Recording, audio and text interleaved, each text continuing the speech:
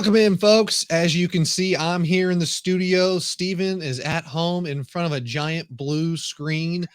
I guess it's our Thank God logo for up here for virtual sure. backgrounds. But Thank God for those because it's a mess behind me at home. So yeah, thank God for those. yeah, I get to be up here. I love it here. And it is our first week weekly recap show. I'm Mhm. excited. Week one's in the books, and we got to go to a couple games. So, Steven, why don't you go ahead and kick things off for us here today? Yeah, we're not quite wrapped up with week one. We had one game in our area get pushed back to today. So Coram Dio and Colleyville Covenant are actually going to be playing tonight at 7 o'clock over in Colleyville. So not quite wrapped up, but we've got 26 of the 27 games played. Kind of a rough opening week for our area, to be frank. Yesterday everybody went combined 9-11 that weren't playing against each other. So we had the 1-1 split because of Plano Prestonwood and Argyle Liberty Christian. Then you add that to Thursday, which was 2-2. We were 11-13 overall. So kind of a rough one and a lot of mixed results. Um, yeah, I mean, I found out in the press box on Thursday that LeBraylon Bell is out for the year for Aubrey, and I was expecting big things for him. So hopefully, Emerson Cagle and the other 5,000 running backs that they have can fill his void, and I'm sure they will. And then I also found out last night that the Argyle starting running back, who was supposed to play, and I don't know his name because I didn't hear it, uh, broke his collarbone. So it's a rough start to the calendar, but we kind of found out some things, good and bad, about some teams, and we have lots of question marks for others, like Marcus for Argyle. We'll talk about them later. Sanger, Crum, Aubrey. We just kind of touched on the LeBraylon Bell situation. Little Elm and the Colony, they all have question marks still heading into week two with certain performances. So there's a lot to still be decided. That's the good thing about the non-district calendar is it gives you opportunity to find yourself, and that was kind of one of the bigger talking points last night from Todd Rogers after the Argyle game. Is we're inexperienced and we're trying to figure out and learn from the mistakes and learn within that inexperienced group. So we'll see, man. It was a for our perspective. I feel like it was a bit of a rough Yeah, from the Denton County week, but perspective, it didn't feel as nice as we wanted it to be. I know going into the Denton after the Denton High game, it was like, all right, let's go, because obviously we've said it before, we're biased, we want the Denton County teams that we cover to do really well, right? And mhm. especially, for me being from Denton, you're from Louisville, you're from the Denton County area, and me, having gone to Geyer and being, growing up here, it's like I want the Denton schools especially to like just kill it. And it stunk, it hurt seeing Mhm. Denton get beat up and then Argyle losing like the way they did. It Oh just man, was not fun. it wasn't fun football the last It two was, days. yeah, it was I not my favorite way to kick off a season. No, and the bad thing, regardless of who is doing the butt whooping, I get checked out mentally when I start seeing a Yeah. blowout. It's not fun. I'm ready for the clock to just roll, and um, I wouldn't have expected that for the Denton game, considering the outcome last year against Newman Smith. It was a one score game, and Newman Smith that they came back to win. Mhm. And then top five teams in the state at the 5A D2 level. We fully expect that to have been That was a better game, but in the first quarter you thought it was going to be. It was 7-0, and um, both teams had traded turnovers on downs. Argyle had marched the ball a couple times, and so I was like, okay, this is good. This is going to be an entertaining game. I want this defensive slugfest to happen, and then it just I don't know what happened in the second quarter, but Melissa found itself, and yeah, so I don't like it. Hopefully, week two serves up some better offerings for us. We'll have to. We're definitely gonna have to talk about which ones we want to go see based off of what happened this past week. Because my perspective has changed completely over who I was thinking about wanting to see next week, and I'm sure yours as well. Yeah, so I'm kind of so this is where I'm at, and so I think we go ahead and dive into these first two games that the games that we were at. I kind of want to just kind of dive into them since we Yeah. already kind of led the way into it. Is I guess what do you think, Argyle or Denton? What do we want to dive into first a little bit more? Because those were the games Oh, we were at. let's work chronologically. Okay, all right. So Thursday night we're at the Denton game, and it was I think we talked about it, or at least I mentioned it on that Wednesday show. It was a little weird how heavily favored Denton was, in my opinion, just because it felt like Newman Smith, just as much as Denton had something to come out and prove, right? Mhm. And Denton Newman Smith did not play their cleanest game. It felt like but they were small, they were athletic. It felt like they had a game plan that suited their play style, it suited their players, and it worked, but Denton made a lot of mistakes. And Newman Smith, to their credit, took advantage of it, of that great field position they were given all night long. And Denton just could not move the football. And it was rough to kind of watch. And it was just put their defense and defense was playing with the backs against the wall the entire game. Yeah. Even worse about having their backs against the wall is that when it was up against the wall, they still couldn't make the play necessary. There was at least 20 missed tackles.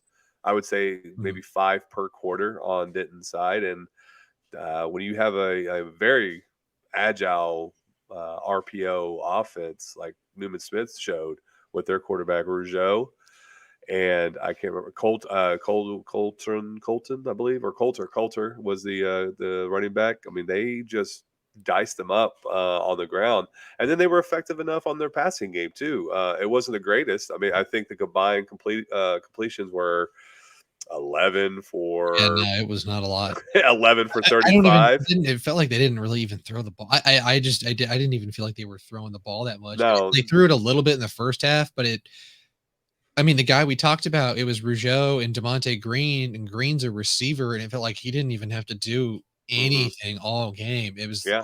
It was Yeah, but that RPO, like just I so don't know, easy.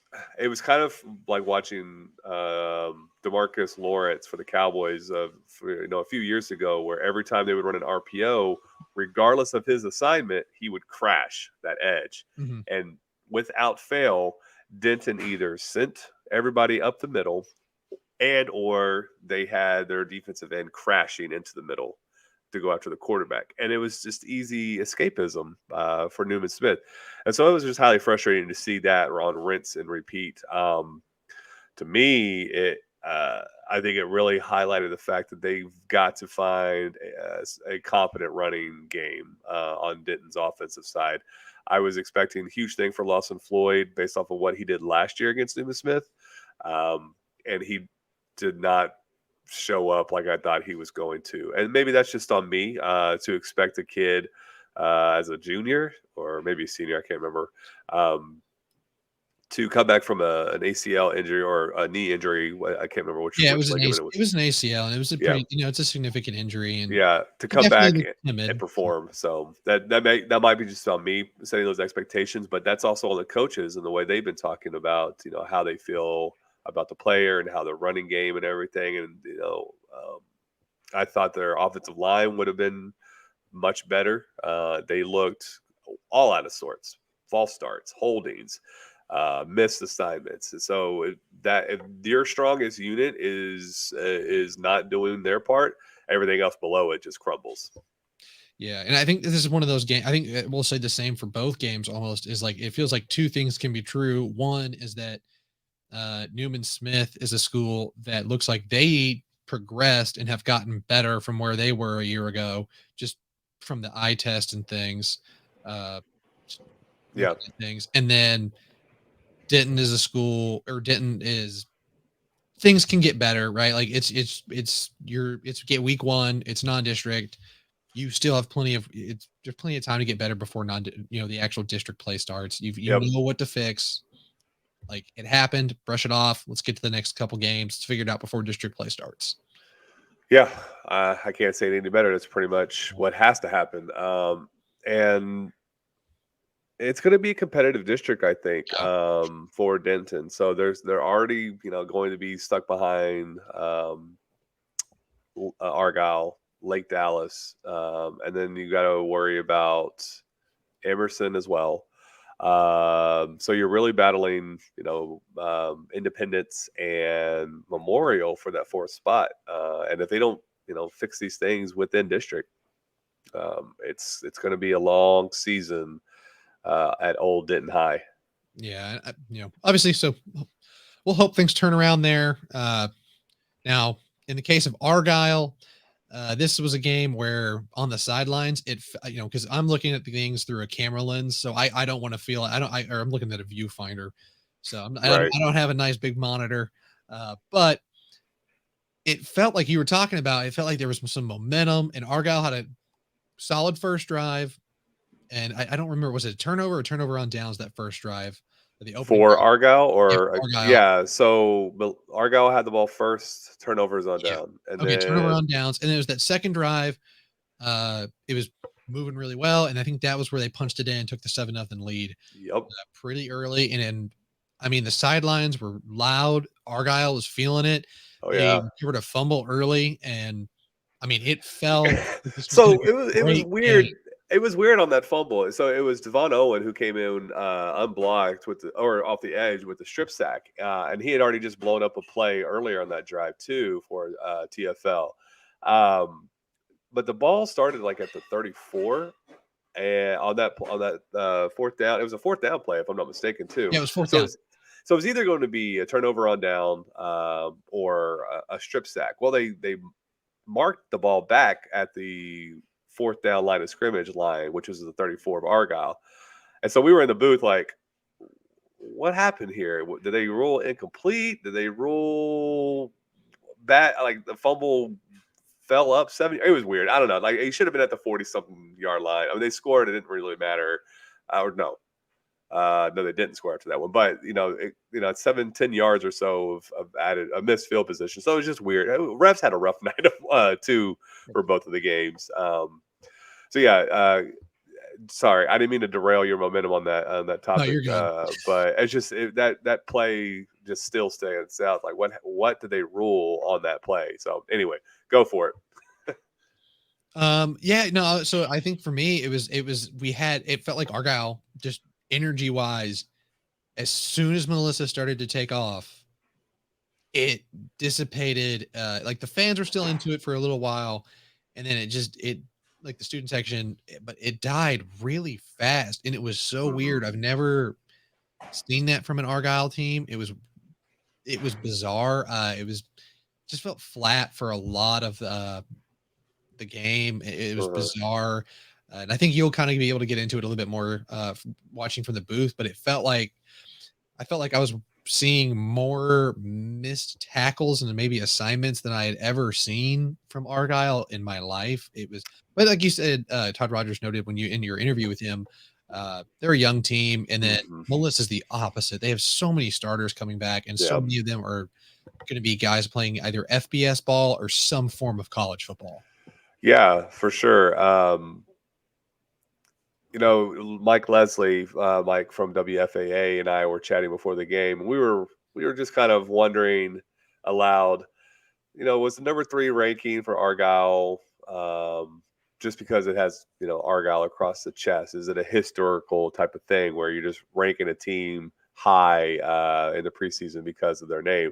And I think that's what we saw because there's a clear cut difference between number 1 and even number 2.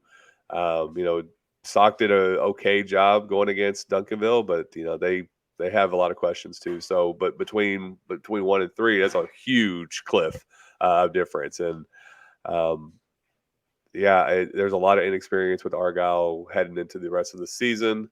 Um, namely the running back. How long is he going to be out? Is John Gailey going to get any protection? Is that defense going to tackle? And I felt like on the defensive side, we were watching the same thing with Denton, missed tackles everywhere. So it's just more of the same. Hopefully, like we've talked about earlier, they kind of right the ship. They figure themselves out. They've got a lot of room to grow, but they don't have a lot of time to figure it out easily, I should say. You've got Lovejoy at home, and you've got Grapevine at home, and Grapevine did pretty well this past Yeah, it was week. 20. Yeah, they lost to Wakeland 21-13, Mm, and we talked about Wakeland. The thing we wanted to, from Wakeland was, that's a game where we're going to find out here if Wakeland goes and smokes everyone. Okay, Grapevine's probably pretty legit, and Grapevine could easily go out and, you know, yeah, how they may have brought up a bunch of JV guys who were really talented. yep. That is a program that has been around. That new head coach could be, so let's not sleep on the Oh Mustangs. yeah, for sure. And then you've got We talked about it. We wanted to see how Wakeland go out and kind of flip the script and smoke Grapevine, but it's like, we'll pump the brakes on that one because yeah, it's a legit program. They've been for good for a while. for sure. And again, it's that element of the unknown because you have a new coach and you have a lot of new talent coming in for Grapevine. How is that going to stack up against a team that's pretty loaded headed into the season? And to kind of continue the thought about Argyle and their non-district schedule, September 15th wraps up against Montgomery over in Belton. Um, so that's just like last year when they went they started the season 14-0 before losing to Sock. It's a lot of tough teams, and so how Argyle responds to just a plain old butt whooping on the road when they get back home next week against Lovejoy, that's going to really tell us a lot about the team. And I want to see Gailey improve. To me, he looked like he was crisp in the pocket and executed well in those first two drives. And then, balls just started getting dropped or overthrown or the dam broke in front of him and he was being sacked on third down consistently and they had to go 3 and out a lot. So um, Yeah, I there's didn't feel like there's a lot it to clean up. was much to put on Gailey there. I felt like he made some really good plays, some good throws, Oh and yeah, for sure. it's just he was in a tough spot in a lot of situations, like you just noted. It's like he was either under pressure or really forced to. They were never able to play within their own whatever they wanted to do because you're down. They were down. It felt like really early. You're down 22-7 at half, 22-7 at halftime. Yeah, 22 Yeah, to 7 and at Melissa halftime. was for it. They weren't going to let them check down and get the ball to playmakers or Yep. anything. It was like they were forced to throw the ball 15, beyond the sticks a lot, and it's a Yeah. lot to ask of a quarterback to do that consistently, and Well, and especially at it's this age. when you're not getting helped out by your receivers, Oh yeah, I feel like they were playing with drops. drops. I don't know how many drops, but there were some inaccurate passes as well. So Yeah, it goes both ways. I mean, he was strong early, then kind of faltered, and then the receivers seemed like they checked out. I think his best throw of the night was the Hail Mary at the half that yep, somehow did not get caught by two Argyle receivers in the back of the end zone. So yeah. He had it in his hands. I was right there in the end zone for that, and then I mean, he had it, and then it's just ball hit the ground and then popped mhm. out. So I mean, it was Just sucked. unfortunate. It's just one of those Yeah. nights. So yeah, yeah. And then like we said, we got one more game today. Quorum Dio versus Colleyville Covenant. So Covenant's favored by 7.5, and Quorum won 14-12 last year. So that'll wrap up our week one after tonight. So after I get done helping cleaning around the house and I get back to doing all the stat inputting on DenCoGridiron.com. You can always check us out there. We're also on social, Instagram at DenCo Gridiron, YouTube at DenCo Gridiron. Yeah, there it is. There's the handle. Look at Lee with his producer skills on the fly. Twitter or X, however you want to call it. We're on Facebook, Threads. Though nobody else is on Threads anymore, it seems. We're there. Just find us and follow us. Smash that like button. Hit that subscribe. What are the kids saying these days? I have no idea. You don't know? I'm Okay, an old soul. you're an old soul. Yeah, there you go. Yeah, you can Twitter check us slash out here. X, Instagram, Facebook. You can find us at DenCo Gridiron. All right, man. So let's talk about some surprises. You good? Yeah, I'm good. I'll let you lead the way here. So Okay, yeah. So obviously the biggest surprise I think was Argyle being completely uncompetitive against Argyle Melissa for the last 3 quarters. They gave up 43 straight points after going up 7-0 after the first. And it seems like that defense might be the Achilles heel that prevents Argyle, who I boldly claim was going to win state this year as one of the 3 teams to win state in the area, might struggle through pre-district and just be good enough to get into the playoffs, and Hey, that's Coach Todd about it. Rogers is there.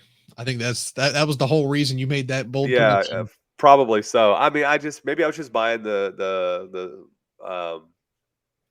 hype and drinking the Kool-Aid and all the other cliches you can think about. But I thought Argyle would have the talent and showcase it well enough, even in a loss against Melissa. And I think that's what's most disheartening is that it just wasn't competitive. I thought it was Uh, going to be tight. yeah, I mean, Max Prep or not Max Preps. Massey ratings had them as a 3.5 point dogs. I think uh, Texas football had them as either a 1 point or a toss-up game, so underdog. So it was expected to be close, and it was not close, as evident by the final score. Yeah. Um, other surprises for the week. For week one so far, like I said, it's not quite wrapped up, but we're pretty much there. Is Panther Creek? They could be a formidable team in the 4A level.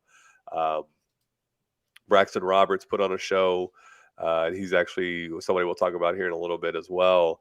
Um, but we talked about this on Wednesday. They're bringing back all their kids, all 40 of them from last year. The 1 or 2 in the area, not our area, but in the DFW area, that has all returning starters, all their lettermen coming back. Them in Everson being second year program. So they went up against the team that lost 46 lettermen from last year, and it showed.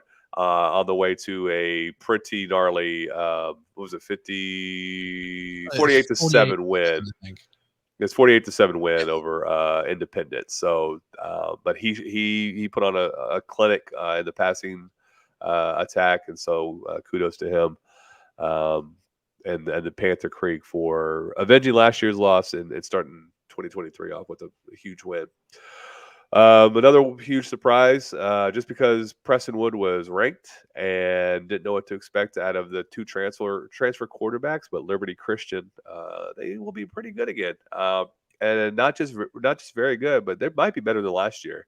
I Um, think they are. I don't. Yeah, obviously can't say they are because the season's not over. But sure, yeah, the story is still to this be is my written, first time but seeing the box scores because I think I said before the trip we got on air is that I had a late morning. yeah, Uh, Cole Welliver, man, late night. 70% passing, Yeah, 4 touchdowns, had the 1 interception, but and then Brady Janusik, I got to see him play last year. 5 receptions for 145 yards and yeah. 2 touchdowns. Have a day. Yeah, and I mean, it's kind of still in the players of the top 5 performers, Thunder. But we can talk. Oh, sorry about that. No, you're good. You're good. You don't read the show notes, right? No, I'm just kidding.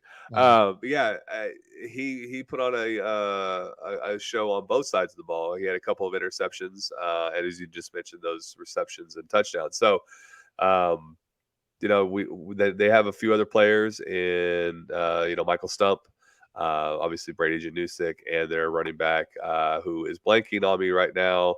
I will look him up in a hot second. They have players, but it really came down to Cole Welliver and how he would perform, and he performed very well.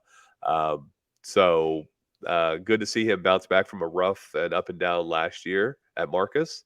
Um, even Kellen Tasby had a good game for Prestonwood, but that defense for Liberty, Jason Witten's son, is on that defense, and he made a few tackles for loss and was all over the field. We just said Janusik, so there. I think we could see so far, I'm feeling really good about my prediction for them, just based off of beating a ranked team in Prestonwood. You got anything? yeah. I thought you were taking us into the next, but Oh, bit. No. The only thing I would add is I just know that they were always pretty high on Jason Witten's son, kind of being an anchor. yep, Double check. Correct me if I'm wrong. I think he's playing linebacker, yep. He right? is a Yeah, linebacker. they were always pretty high when he uh that he would be like the anchor of that defense here. And I think a lot of those younger guys that are on the defensive side now, they were very excited for them 2 years ago when I first went out there for a scrimmage a while back, and they didn't even have enough guys to really fill out Mhm. uh, a full Navy versus white like scrimmage. They had to have some JV guys up for that. That was Coach Witten's like first year. It was a rough start, but Mhm.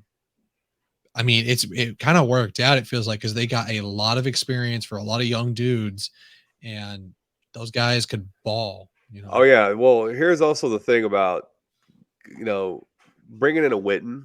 It brings that name cachet. Oh yeah. For one, two. And I think this is seldom talked about is there's no UIL jurisdiction when it comes to players from UIL transferring over into Argyle or a Prestonwood or whatever, because they can do it for athletic purposes, no problem. So you can basically kind of recruit talent in uh, that otherwise isn't really discussed with the UIL program. Um, so yeah, no, they've been able to bring in some talent through, I guess, what needs to be created a transfer portal for high school athletics, or at least some sort of like tracker. Because man, I've lost count of all who track. Like I didn't even realize Kobe Wall, who was at Crum last year, up until on Thursday had transferred over to Northwest within our area. So it's like, wow, okay, I need something that Yeah, gives it's me hard. that transfer portal update. But yeah, back to Liberty Christian. I think they're going to be a really talented team, and I'm excited to catch them uh, in the future at home or wherever. I don't remember where they're playing next week. They're at home against Episcopal Dallas, which up until a couple years ago could have been a good one. Yeah, there we go. I'm not frozen anymore. I don't know how they are this year, but yeah, we'll see. So the next game, or next surprise, I should say, for week one, I think it's Geyer. We didn't know what they were going to be. We knew they had some pieces, Eli Bowen being back and Willie Goodacre and Josiah Martin, all those guys coming back for another go round, and they got off to a slow start, but then they put the hurting on them in the second half with 21 unanswered in the third quarter, and that was pretty much ball game. So I was pleasantly surprised to see that it was a blowout win on the road against their former head coach and Rodney Webb. Um, so kudos to Guy there and shutting me up, or at least answering some questions I had. Same here. Answered all the questions I had. Rockwall Heath team that was bringing back some pretty good players. I mean, I don't have any kind of calmed all my worries. I love, it's my Mhm. all my Yeah, for high at least school. So for I feel pretty good right now. yeah. Well, I mean, at least for a week, right? Because then you have Alito, state champ, coming in next week. Yeah, that'll be at home. So At Collins. So that was not a very no Geyer won last year over Alito on the road. yes, But this one's going to be different. Alito's pretty loaded coming back, and they're looking to win state championship number 12. And we're wondering where Geyer's going to fall in the standings for 2023. So there's a bit of a dichotomy there, and I imagine it'll be a, a close game. I hope it's a close game. I'm not sure if I'm going to go to this one. You and I will talk about which one games we want to see next week, but this is one that's now on the higher tier of possibilities. definitely feels like it's on the list just because we're recalling from I was at the Guy or Rockwall Heath game last year because I thought Rockwall Heath the year before had made a deep run, and this is 2021 that Heath Yep. had made a deep run in the playoffs. Wanted to see Geyer versus Rockwall Heath, and then Geyer essentially this year did the same thing that they did to Heath last year, which is to me the most surprising part. Like it's not just that they beat a good team; they did they beat this they beat Heath the same way that they did a year ago. So Yeah. I mean, So kudos to Reedheim for making Nice adjustments job. with the offense and getting that thing going because they struggled in the first half. And then Logan McLaughlin, he had a pretty good showing. It wasn't Jackson Arnold, but I don't think anybody should expect that either. Jackson Arnold was a rare talent that he kind of he had baby lamb legs when he had to enter the fire for state when Eli Stowers went out, and the kid just blossomed into the national player of the year for Gatorade. And for anybody to have those expectations for a first year starter over in Geyer, need to kind of tamper him, but he did well enough to get them a solid win as well as that defense. So all right, other surprises. We got a couple more for this week. This one has really stuck out to me. I'm going to try to get an interview with him soon. I just want to hear his story. Maybe type of it in his own words, but Ryan's unsung hero, or unknown hero, I should say. This is TJ Hobbs, who had 2 touchdowns, including the game winner with 2 seconds left. Now they got bailed out by some pass interference calls that allowed them to get into the 2-yard line, because at some point they were at the 35-40 of New Braunfels, and having just choked away the lead again late. But for him to orchestrate that drive and then put it on Jose Melendez in his hands perfectly. It's TJ Hobbs, who came from Nolan Catholic as well as Moore, Oklahoma, then back down here. And he was at Moore as of like April this year. So there was a lot of changeover there for him. I just want to hear his story and talk with him. But I think that was a huge surprise, just because I can just imagine the players who came back from last year's team that saw that New Braunfels loss firsthand, and then it happened again. Ryan went up 21-9 after being down 9-0, and then here comes New Braunfels in the second half. And so it was a good orchestration of a comeback and being steady and riding that ship. Yeah, hats off to Ryan. Enjoyed seeing the video I saw of them, having that game-winning drive and stuff. It Yep. was fun to watch. Yeah, for sure. I mean, there's nothing like a walk-off win in football where it's either a field goal where everybody can just rush the field and celebrate with that player, or a touchdown, or sack, or whatever, something that concludes the game emphatically as opposed to just a kneel down. That's always fun. So shout out to TJ Hobbs for being this complete unknown to both John and I from the Denton Record Chronicle, and orchestrating a win. Because again, those if they had lost those questions again, like, oh my goodness, what kind of year are we about to have where we go up and then lose to New Braunfels late again? So now you can write your own story and not have to worry about are we going to do it again from last year. And then lastly, this is just a quandary of mine, is about Byron Ellison from Louisville. Recently committed to Tulsa. He did that on Friday, I believe. Committed to Tulsa, maybe on Thursday. No, it was Friday. It was Eli Bowen who committed to Oklahoma with his brother. I'm sure are you going to get a 20 or 18 jersey up there?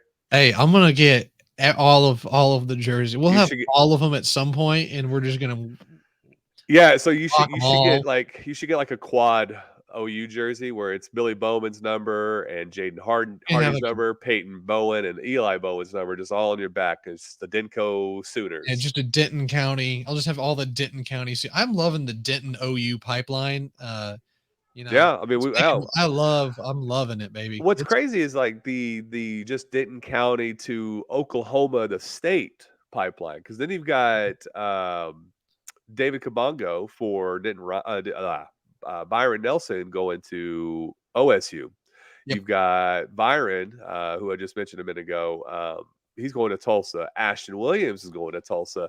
And I feel like, there's a kid from Marcus going to Tulsa. So it's like, what's happened? What's up in Oklahoma that is so interesting? Because I've been there. I'm not a fan of the state. It's basically it's Gainesville all across. That's In a good Oklahoma. description, is Gainesville, but all across. That's a pretty solid description. If you go I, east, there's some trees and hills, and it's really yeah. nice. but that's not what Tulsa or Yeah, it's Stillwater is. very courteous but slow drivers in Oklahoma. But I don't see the. I mean, it's basically just Texas to me, but just further north. Anywho, so something's happening in Oklahoma where all the talent in Denton area is heading. Now Eli makes more sense to me just because his brother's there and whatnot. But yeah. Um, Anywho, so I was talking about Byron Ellison. Recently committed to Tulsa on Friday. Uh, I haven't heard of any injury news, but he only got 2 carries, and one of them being a 4-yard touchdown. So that accounted for everything that he did. Now I don't know if that was his first carry or his second carry. Uh, don't know if he was injured or maybe it was just we're up 20-0 already here in the first quarter, so let's not overdo it. Maybe he was just shaken up for practice. Haven't heard anything, but he only got 2 carries, and was expecting a 6,000 yard performance last night. So So the one note so looking at the box scores, the one thing I'll note is like Ethan Terrell 8 for 12 passing, and then they used one, two, three, four. Looks like 6 different total rushers. Vance Walker led the way with 9 attempts. So I mean, they were not using a ton. They weren't. Everything's pretty. They were sharing a workload. It looked like with a lot of guys. So in terms of the rushing, everything, offense was just pretty easy. Some big look. I would assume if we had a little bit more info, probably yeah, had some big plays. Got off the field pretty quick, and then like you were kind of hinting at, just why wear out your running backs, hmm especially Byron Ellison, who you're going to need in district play and in the playoffs throughout the year. Like Ethan Terrell only carried the ball 4 times. yeah, It was for 50 yards. So, and that's a pretty low number for him to carry it only 4 times. yeah, for sure. And again, it could have just been Odell, just saying, we know what we have in these guys where we are comfortably ahead. Let's just work in what we don't know to see where these guys fit, Exactly. and how they'll handle varsity action. So that very possible of what happened. But I'd still like to find out from Byron or Coach Odell about his workload. So I'll work that angle with them and see what we come up with. Um, Anything else, man, that kind of stood out to you? Week one surprises. Week one, I think the one surprise, I guess, would be Red Oak in the Colony. I like that the Colony, is I think we talked about the Colony's offense a little bit more. I like that they only gave up 19 points. Yep, I think moving forward, Red Oak is a very good team. playoff team. They beat Ryan last They year. beat Ryan a year ago, and we knew that the Red Oak defense was pretty good. That's where most of their talent is kind of condensed, is on that defensive side of the ball. That's Hmm. what I'm trying to recall. Is I think they have 3 guys that are on that 20 on those like recruiting boards on 3 and stuff. That's where Yep, they typically end up on those national recruitings. It's like 3 guys on that, and it's on the defensive side. So scoring a lot of points was going to be kind of tough to begin with. I sure. like that the Colony's defense stepped up, Yeah, 19 points. That's good to see. I like that. The offense, I think there's going to be a lot of room for them to get better through the season, get into yeah. district play, start scoring some more points, because they did that last year just fine. Their issue, you talked about it on Wednesday, was they had a tendency to give up a lot of points. Yeah, for sure. Their defense definitely impressed in week one. So apparently it was I missed a point somewhere or a touchdown, but they only lost 19-16 instead of 19-9 that I thought they did. Okay, Uh, that's even better. yeah, so because I was going to say only scoring 3 field goals in high school football is not great. But you want to see a better output from Carson Cox. Only 6 of 23 passing for 155 yards. But they leveraged 3 running backs, Carson being one of them because he is a dual threat. Then Harold Gibson and Kendrick McClouden all were 68 yards and above. So just a better performance overall out of their offense. I think that has something to say about Red Oak's defense, or at least bending but not breaking, and only allowing that one touchdown. So, but they also gave up a safety in terms of the offense for Red Oak, or sorry, the Colony. So some things to clean up. A close loss again to Red Oak.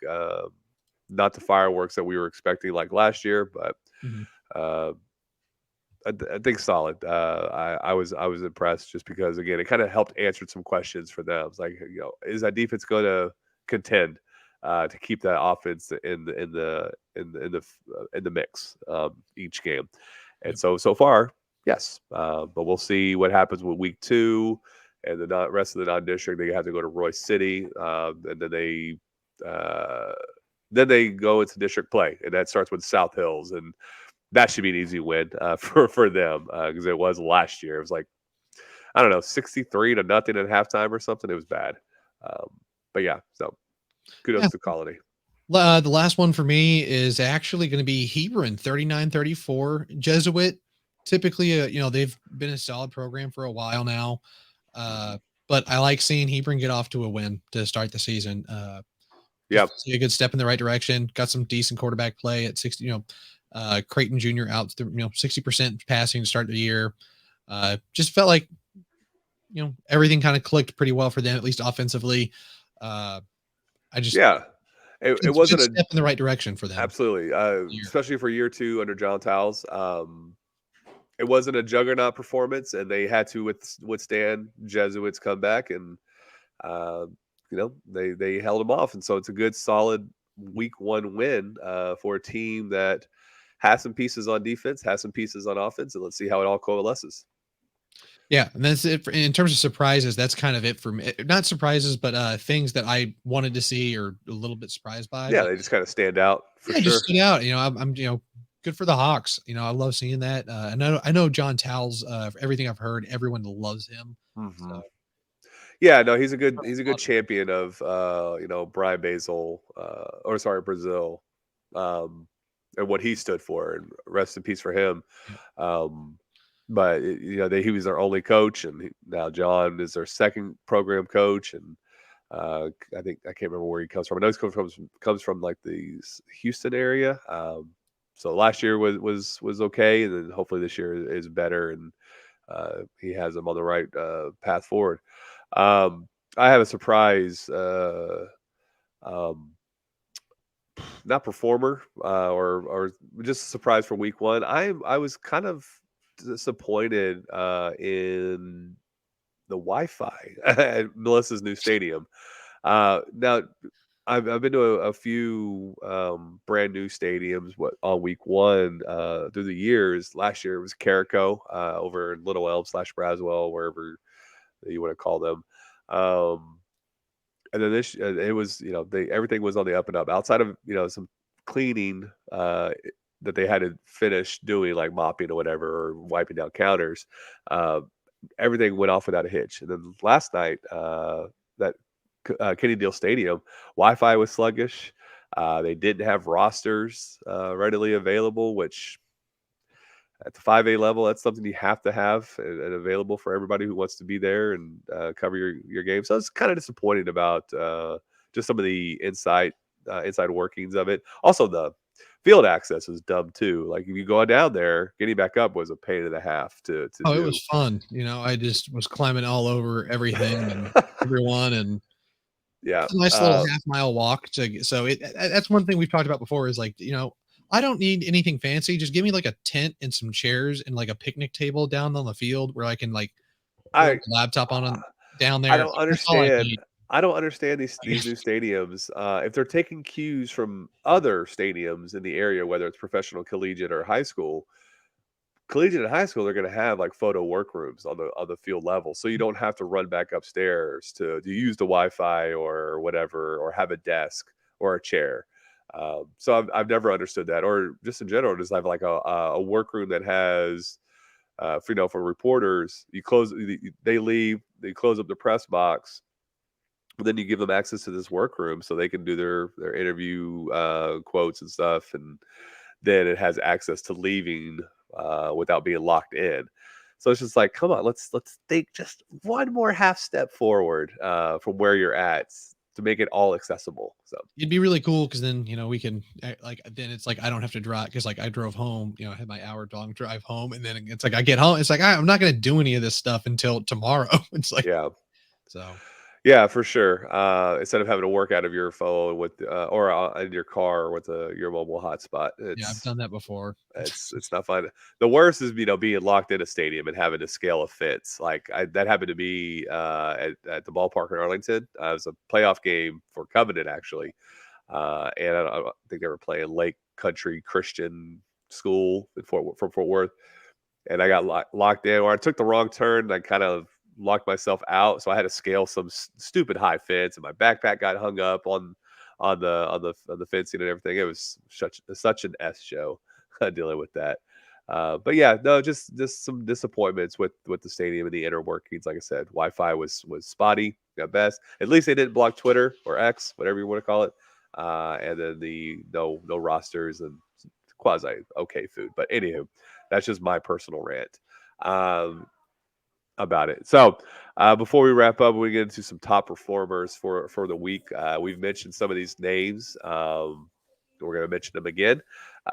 First one is Braxton Roberts for Panther Creek, 430 yards passing for five touchdowns.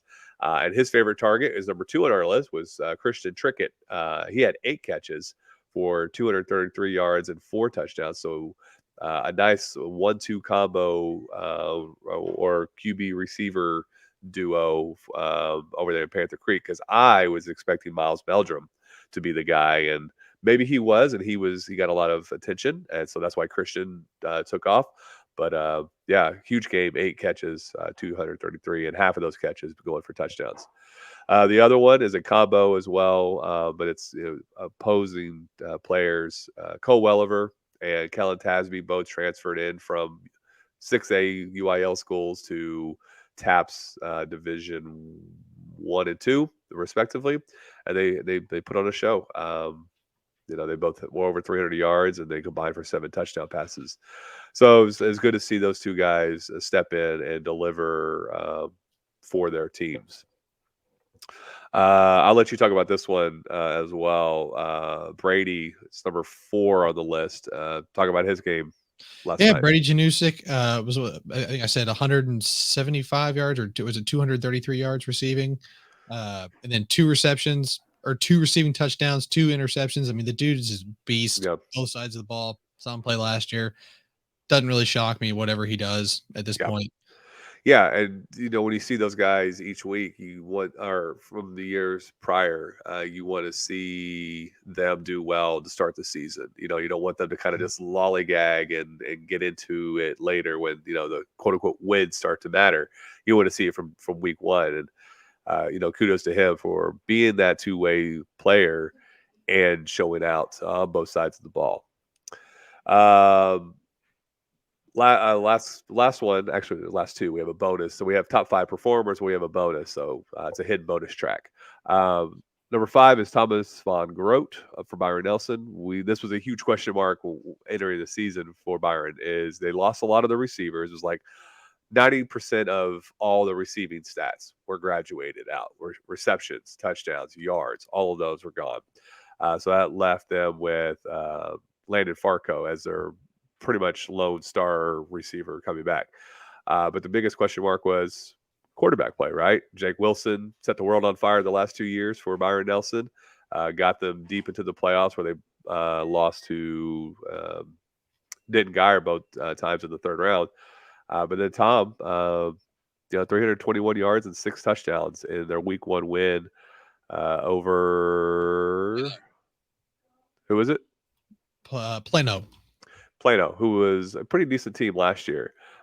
So good on him for being able to fill that void left by Jake Wilson's graduation and putting up some prodigious numbers.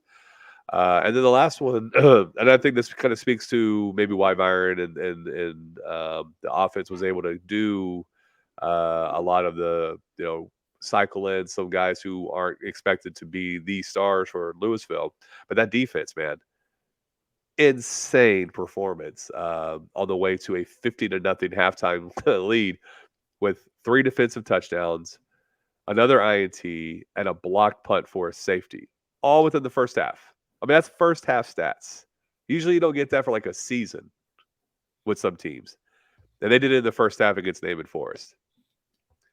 So, so shout out to that unit. They're going to be they probably got maybe the second best defensive secondary, but overall probably the top defensive unit in our region, or area, the Denton County. Um, so they'll be a handful for a lot of teams. Yeah, they're gonna. I don't know. They're gonna be a blast to watch. I can't really say anything else to Louisville other than Yeah, for sure. I mean, it's just like to go out there. It doesn't happen all that often to just do that to anyone Uh, is insane. yeah, I mean, we're talking about games next week just because of how thoroughly Highland Park beat Marcus this past week or last night.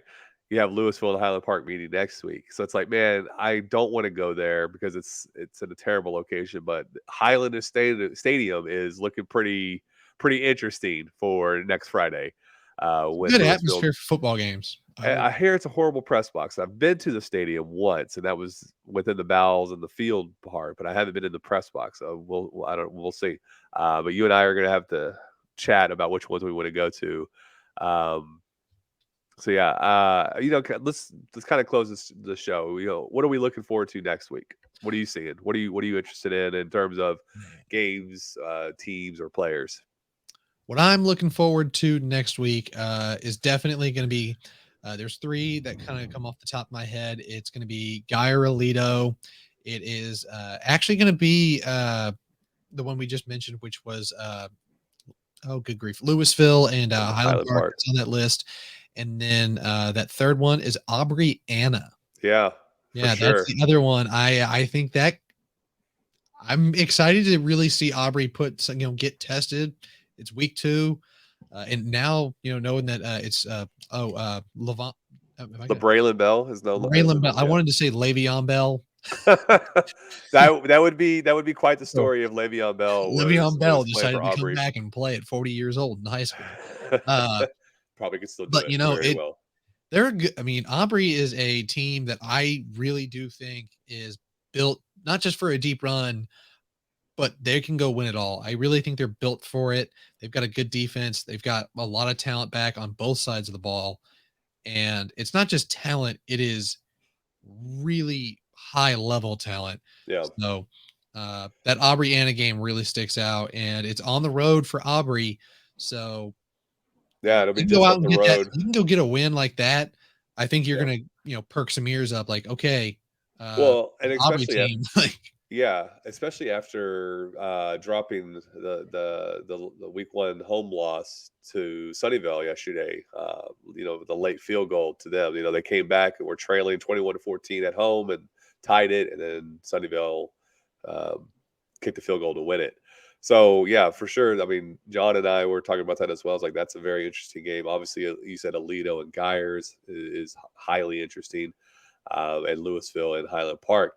Um, Lovejoy and Argyle still is going to be pretty interesting. Just based off of the results from week 1, with Frisco Centennial, who's not in our coverage area, but they play Lake Dallas at home on Thursday night. How does Braswell bounce back after losing and then having to go on the road against Fossil Ridge? Same thing with Chisholm Trail and Denton. I mean, there's a lot of different storylines. In terms of just the teams. Of course, you have the sub storylines or the plot lines with the players, and who didn't perform well or who did perform well. Ponder has its first game of the year this week as well over in Herman Clark Stadium. So yeah, there's a lot to be interested in. So I'm glad we're here. The nights are long. The mornings are early on Friday and Saturday mornings. But I wouldn't have it any other way, and I'm ready to knock out the last 15 weeks. I am too. It's that time of year, and football's fun. Love it. Yeah, absolutely. Like I said on Wednesday, is the only thing that can make this heat a little less insufferable. So yeah, man. Any last parting shots that you want to give us? I don't think I have any other last parting shots other than make sure you go follow Steven at I am Speeders, if that's correct, right? Yeah, Uh, speeders. on Twitter, Instagram, whatever socials you're on, Just the Twizzlers, man. Just the just Twizzlers. X, whatever Yeah, I'm, we're I'm at, on where X. we're on now. And then you can find me. I'm the same on X. You can find me on Instagram as well. That's where I'll try to post most of the Yep. videos I have from game days. The Denton County Cowboy Bebop. Yep. That's what it is, man.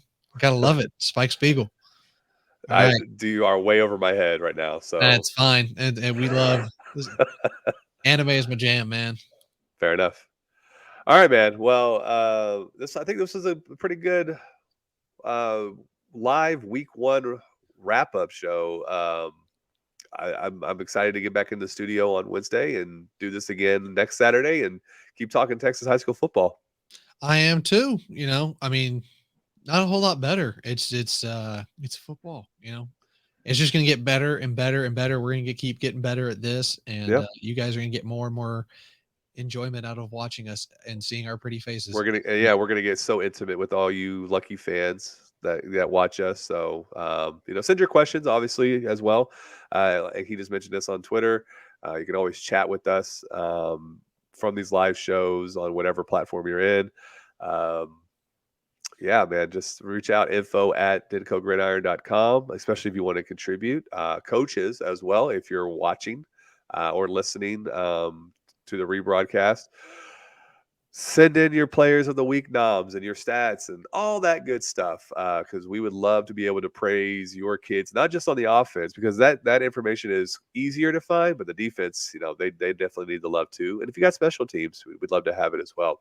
But get your players in, get your noms for player of the week, up to 5 that we do each week, and that's coming soon. And then I think the last thing I have to say is I'll be interested to see the movement in terms of rankings this week for Argyle, for Louisville, for Byron Nelson, kind of see where they move. Now, 6A is, I remember last year it was very tough for teams to move. I think Geyer was stuck at 6 for like the longest point up until maybe the playoffs. Yeah. Then they moved to 5 or 4. And then Louisville that hardly moved up. Byron Nelson hardly moved up, and then it was like it changed almost weekly for 4A and below. So we'll see what happens this week now that Argyle lost pretty badly to a ranked team, and see if they're still in the top 10 and go from there. I think you put it pretty well there. It feels like those larger classifications, things get jammed up, and then for sure. So, alrighty, folks. I think that's gonna do it for us here for today at the DenCo Gridiron, our recap show for week 1. You can catch us on Wednesday at 1 p.m. Typically, that's when we're gonna have our live show up on Wednesdays. So, see us again on Wednesday and Saturdays at 11 a.m. So, have a good one, guys. Appreciate it, everybody.